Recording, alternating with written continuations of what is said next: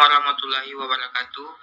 Kami dari kelompok yang beranggotakan yaitu pertama saya sendiri Yolam Prasetyo dan teman saya Rudini dan terakhir yaitu Hari Wayudi akan mempresentasikan hasil diskusi kami tentang transfer transaksi jasa dan aset non lancar antar perusahaan. Baik, materi pertama akan saya bacakan. Pertama itu gambaran umum mengenai entitas konsolidasi. Entitas konsolidasi adalah agresi dari sejumlah perusahaan yang berbeda.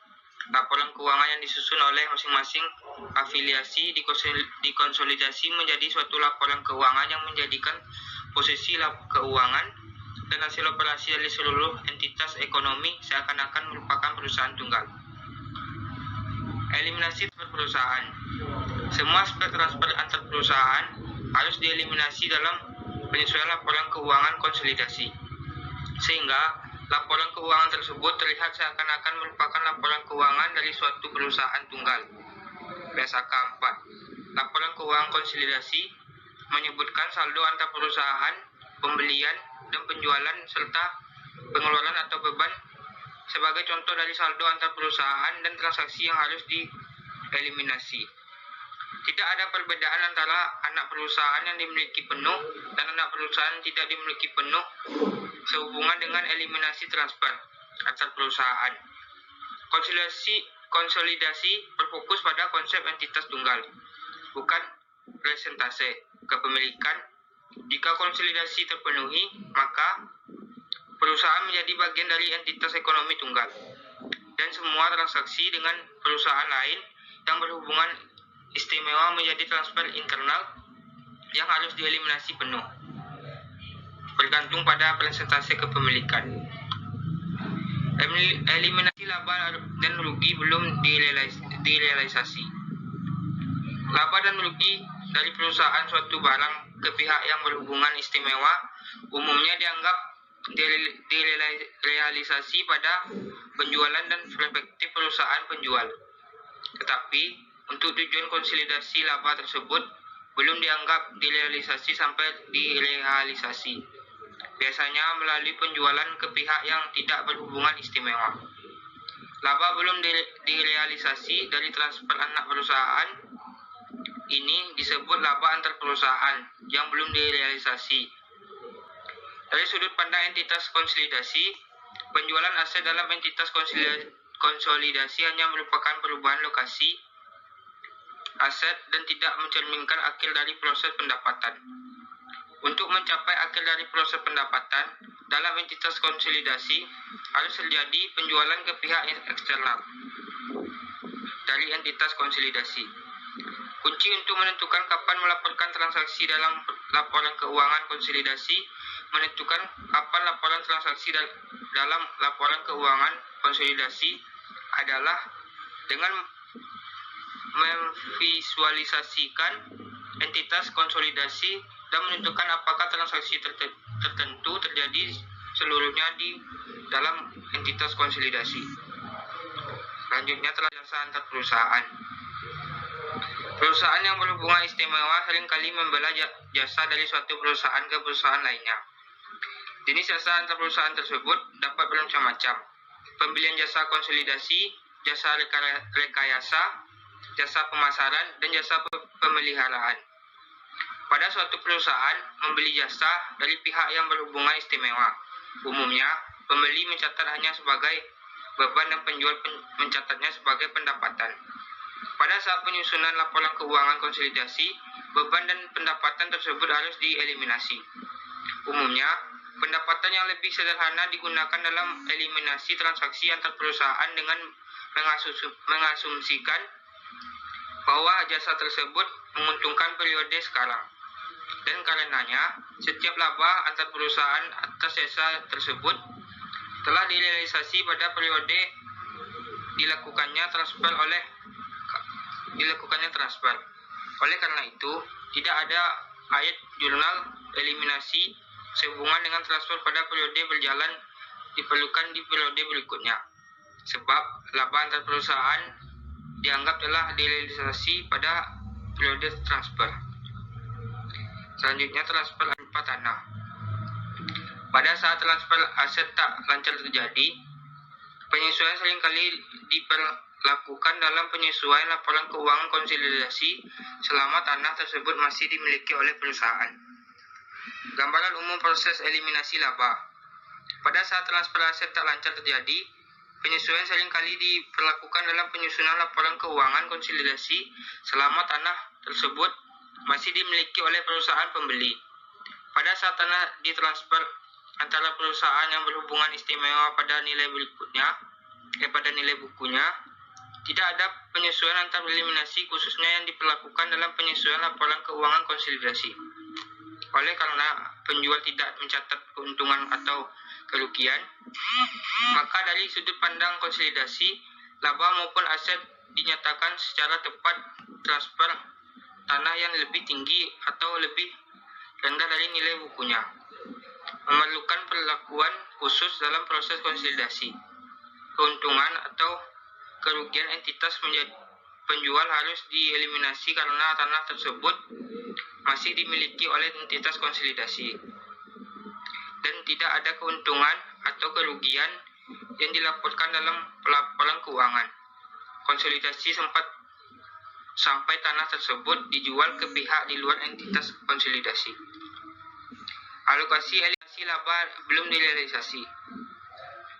Penjualan yang terjadi dari induk perusahaan ke anak perusahaan tersebut, penjualan arus ke bawah. Setiap keuntungan atau kerugian dari transfer tersebut menjadi hak pemegang saham induk perusahaan. Penjualan arus ke atas, yaitu setiap keuntungan atau kerugian menjadi hak pemegang saham atau perusahaan jika anak perusahaan dimiliki penuh. Maka semua keuntungan atau kerugian pada akhirnya menjadi hak induk perusahaan sebagai satu-satunya pemegang saham.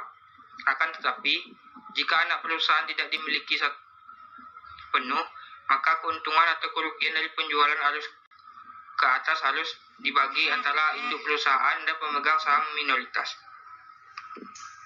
Selanjutnya, alokasi eliminasi laba direalisasi. Secara khusus, keuntungan atau kerugian perusahaan yang belum direalisasi dieliminasi dengan cara berikut. Pertama, penjualan arus kas ke bawah, eliminasi terhadap kepemilikan mayoritas. Arus kas ke atas, anak perusahaan dimiliki penuh, anak perusahaan dimiliki mayoritas. Eliminasinya, terdapat kepemilikan mayoritas secara proporsional terhadap kepemilikan mayoritas dan kepemilikan mayoritas. Selanjutnya, pendapat kepemilikan minoritas. Laba yang dialokasikan ke kepemilikan minoritas adalah bagian proporsional kepemilikan minoritas atas laba direalisasi anak perusahaan dalam transaksi dengan pihak eksternal. Dari entitas konsolidasi, laba yang dialokasikan ke kepemilikan minoritas dalam contoh arus kas ke bawah dihitung sebagai berikut. Laba bersih PT Akasia, yaitu 60 juta, bagian proporsional kepemilikan minoritas, dikali 0,25. Laba bersih PT Akasia menjadi 15 juta. Baik, selanjutnya akan dibacakan oleh Rudini. Baiklah, saya akan melanjutkan penjelasan dari Yolan Prasetyo. Laba yang dialokasikan ke kepemilikan minoritas dalam contoh arus kas ke atas dihitung sebagai berikut.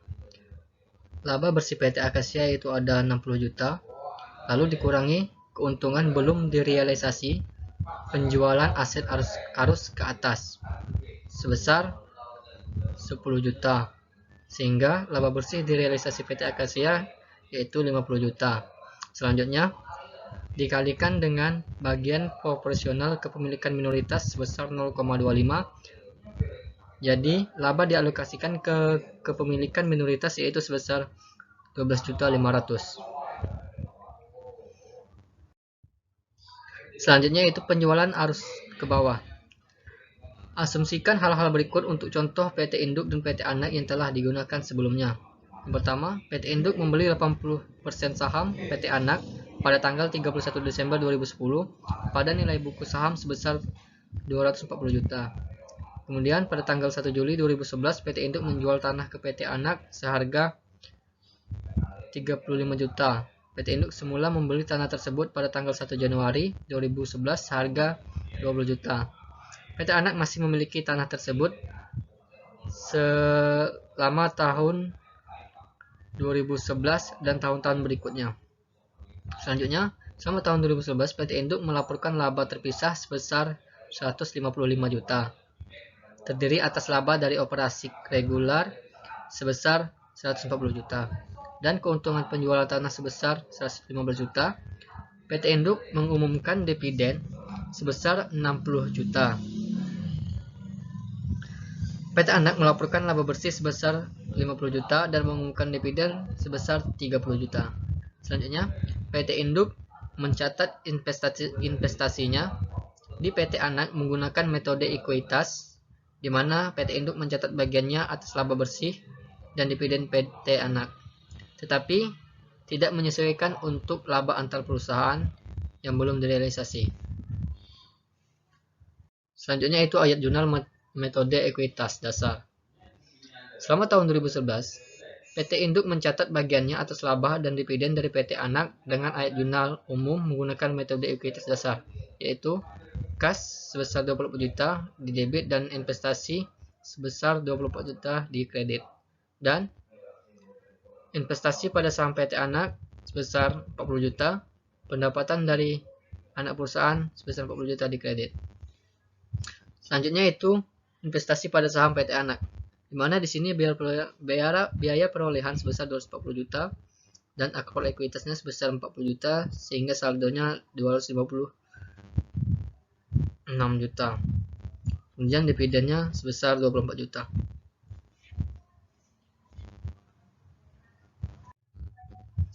Selanjutnya kertas kerja konsolidasi. Di sini yaitu pendapatan dari anak perusahaan sebesar 40 juta di debit, dan di kreditnya itu ada dividen diumumkan sebesar 24 juta, ada investasi pada saham PT Anak sebesar 16 juta, dimana ini mengeliminasi pendapatan dari anak perusahaan. Kemudian ada juga pendapatan untuk kepemilikan minoritas sebesar 10 juta di debit, ada dividen diumumkan, ada kepemilikan minoritas dimana masing-masingnya itu 6 juta dan 4 juta di kredit. Kemudian ada saham biasa PT Anak sebesar 200 juta dan saldo laba 100.000. Kemudian investasi pada saham PT Anak kepemilikan minoritas sebesar 240 juta. Dimana di sini mengeliminasi saldo investasi awal. Selanjutnya, pada ayat jurnal tersebut mengeliminasi perubahan dalam akun investasi PT Induk selama tahun berjalan. Laba dari PT Anak yang diakui PT Induk di ayat jurnal dan bagian PT Induk atas dividen PT Anak yang diakui ayat jurnal 5. Dan ayat jurnal 8 mengalokasikan bagian laba PT Anak ke pemegang saham minoritas dan mengeliminasi bagian mereka atas dividen PT Anak. Nah, di sini ada satu jurnal tambahan diperlukan untuk mengeliminasi keuntungan yang belum direalisasi dari penjualan tanah antar perusahaan, yaitu keuntungan penjualan tanah sebesar 15 juta dan tanah sebesar 15 juta di kredit. Selanjutnya, eliminasi laba belum direalisasi setelah tahun pertama. Pada periode timbulnya laba belum direalisasi dari penjualan antar perusahaan, ayat jurnal eliminasi kertas kerja digunakan dalam proses konsolidasi untuk menghilangkan pengaruh keuntungan atau kerugian yang dicatat oleh penjual dan menyesuaikan jumlah aset yang dilaporkan menjadi harga semula yang dibayarkan oleh afiliasi penjual. Tiap periode setelahnya, selama aset tersebut masih dimiliki oleh afiliasi pembeli, saldo aset yang dilaporkan dan diklaim pemegang saham dari afiliasi penjual harus disesuaikan untuk menghilangkan pengaruh dari keuntungan atau kerugian yang belum direalisasi. Selanjutnya itu perlepasan aset di kemudian hari. Nah, di sini keuntungan antar perusahaan yang belum direalisasi dari penjualan aset dianggap direalisasi pada saat aset tersebut dijual kembali ke pihak eksternal. Nah, untuk tujuan konsolidasi, keuntungan atau kerugian yang diakui oleh afiliasi yang menjual ke pihak eksternal harus disesuaikan dengan keuntungan atau kerugian antar perusahaan yang belum direalisasi. Selanjutnya itu transfer aset berupa aset disusutkan. Di sini, laba antar perusahaan Belum direalisasi dari aset disusutkan atau diamortisasi dianggap akan direalisasi secara bertahap selama sisa umur ekonomis aset tersebut bersamaan dengan penggunaannya oleh afiliasi pembeli dalam menghasilkan pendapatan dari pihak non-afiliasi. Pengaruhnya, bagian dari keuntungan atau kerugian belum direalisasi menjadi direalisasi setiap periode seiring dengan manfaat yang didapat dari aset tersebut dan potensi jasanya berkurang. Nah, baiklah, selanjutnya akan dijelaskan oleh rekan saya Hari Wahyudi. Nah, itu tadi penjelasan dari Rudini. Selanjutnya saya akan membahas tentang contoh dari penjualan arus ke bawah. Adapun contoh, asumsikan bahwa PT Induk menjual peralatan ke PT Anak pada tanggal 31 Desember 2000 sekian dengan seharga 7 juta rupiah. Biaya perolehan peralatan PT Induk sebesar 9 juta rupiah pada saat dibeli pada tanggal 31 Desember 2000 sekian, 3 tahun sebelum 31 Desember pada tahun 2000 sekian. Telah disusutkan menggunakan metode garis lurus dengan umur 10 tahun tanpa nilai sisa. Nilai buku dari peralatan sesaat sebelum penilaian oleh PT Induk dihitung sebagai berikut yang kami tampilkan pada slide PowerPoint ke-17 kami ini. Selanjutnya, lanjutan dari ayat jurnal tadi, adapun keuntungan yang diakui oleh PT Induk dari penjualan peralatan antar perusahaan sebesar yang kalau kita realisasikan nilai keuntungannya dari penjualan peralatan seharga dengan Rp700.000. Adapun perubahan estimasi umur aset setelah transfer, yaitu pada saat aset disusutkan ditransfer antar perusahaan. Perusahaan estimasi sisa umur ekonomis dapat terjadi. Jika terjadi perubahan estimasi sisa umur aset disusutkan pada saat transfer antar perusahaan, maka perlakuannya sama dengan jika perubahan tersebut terjadi pada saat aset tersebut masih terdapat pada pembukuan afiliasi yang mentransfernya. Sisa masa manfaat yang baru digunakan sebagai dasar penyusutan baik untuk afiliasi pembeli maupun untuk pentujuan penyusunan laporan keuangan konsolidasi. Kemudian penjualan arus ke atas. Perilaku laba belum direalisasi pada penjualan antar perusahaan arus ke atas sama dengan perlakuan untuk penjualan arus ke bawah kecuali laba belum direalisasikan dan pengakuan realisasi berikutnya harus dialokasikan antara kepemilikan mayoritas dan minoritasnya. Adapun transfer aset sebelum akhir tahun, yaitu pada kasus dengan transfer aset antar perusahaan terjadi selama periode berjalan, bukan pada periode akhir periodenya. Sebagian dari keuntungan atau kerugian antar perusahaan dianggap direalisasi pada periode transfer. Jika hal ini terjadi, maka ayat jurnal eliminasi kertas kerja pada akhir tahun tersebut harus memasukkan pengaruh beban penyusutan dan akumulasi penyusutannya. Jumlah penyesuaian ini sama dengan selisih antar penyusutan yang dicatat oleh pembeli dan penyusutan yang seharusnya dicatat oleh penjual untuk periode yang dimulai dari saat penjualan antar perusahaan. Selanjutnya kita bahas tentang transfer aset berupa aset diamortisasi. Apa itu? Yaitu hak produksi, hak paten dan jenis aset yang terwujud lain dapat dijual ke perusahaan afiliasi. Akuntansi untuk aset tak berwujud biasanya berbeda dengan akuntansi aset berwujud. Dalam hal amortisasi, aset tak berwujud umumnya dilaporkan sebesar saldo sisa yang belum diamortisasi tanpa penggunaan akun kontra. Selain menetokan akumulasi, amortisasi dari aset tak berwujud terhadap biaya perolehan aset, penjualan aset tak berwujud antar perusahaan diperlakukan dengan cara yang sama dengan penjualan aset tak berwujud antar perusahaan. Kemudian transfer aset tak lancar antar perusahaan dalam metode ekuitas disesuaikan penuh dan metode biayanya, yaitu induk perusahaan dapat menggunakan pencatatan akuntansi atas anak perusahaan menggunakan salah satu dari beberapa metode. Selama anak perusahaan tersebut dikonsolidasi, metode akuntansi anak perusahaan di pembukuan induk perusahaan tidak mempunyai pengaruh terhadap laporan keuangan konsolidasi. Ada metode ekuitas yang disesuaikan penuh. Apa itu metode ekuitas yang disesuaikan penuh? Yaitu suatu perusahaan yang memilih untuk mencatat investasinya menggunakan metode ekuitas yang disesuaikan penuh untuk mencatat bagian proporsional dari laba dan dividen anak perusahaan. Selain itu, bagian investor dari laba antar perusahaan ditransaksi antar perusahaan dihilangkan dari laba induk perusahaan pada periode penjualan antar perusahaan dengan mengurangi akun investasi dan laba yang diakui dari investor. Pada saat laba antar perusahaan di kemudian hari direalisasikan, investor meningkatkan akun investasi dan laba yang diakui dari investi. Dengan penyelesaian ini, laba bersih induk perusahaan akan sama dengan laba bersih konsolidasinya. Adapun metode biaya, yaitu apabila menggunakan metode biaya untuk akuntansi investasi pada anak perusahaan, induk perusahaan mencatat dividen yang diterima dari anak perusahaan selama periode berjalan sebagai pendapatan.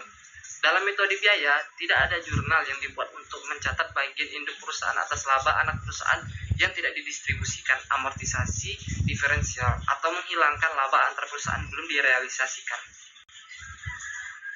Nah, itu tadi hasil presentasi dari kelompok kami. Semoga teman-teman, khususnya kelompok kami sendiri, dapat mengamalkan dan memahami materi yang kami